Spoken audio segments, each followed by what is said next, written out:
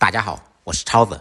方便面您别再泡着吃了，像我这样做，汤鲜味美，营养丰富，3分钟解决全家人的早餐。出锅以后，孩子抢着吃。接下来看一下我是怎么做的吧。首先准备一个可爱的西红柿，去掉外皮，清洗干净，顶部改10字花刀，再切成小丁。切好以后放入碗中，再来2个母鸡下的蛋，单手打入碗中，放入一点胡椒粉，去除鸡蛋的腥味，用筷子搅拌均匀备用。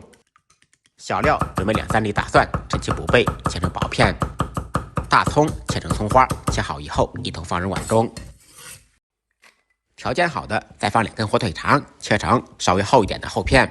材料全部备好，接下来开始制作。起锅，锅烧空气，烧至冒烟以后，放入少许油，用油热面锅的全身，把油彻底烧热。油热以后，倒入打好的蛋液。炒鸡蛋要想好吃，必须油温要高，油要多。用勺子轻轻的推，使蛋液受热均匀。开大火把鸡蛋炒熟，怼成大块。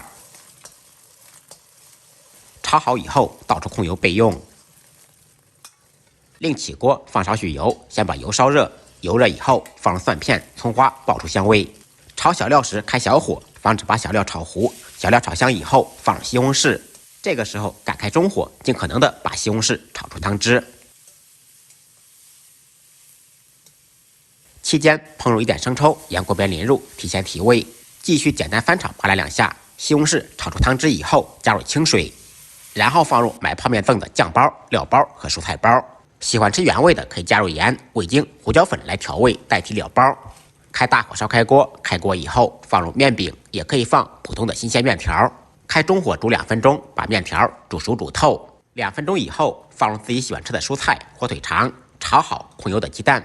继续开中火咕嘟半分钟，出锅之前淋上芝麻香油，一道汤鲜味美、营养丰富的西红柿打卤汤面就做好了。有面有蛋有菜有汤还有肠，原来人生如此美好。学废的同学点完赞，赶紧动起手来试着做一下吧。天冷多加衣，再忙再累记得按时吃饭。下期视频见，拜拜。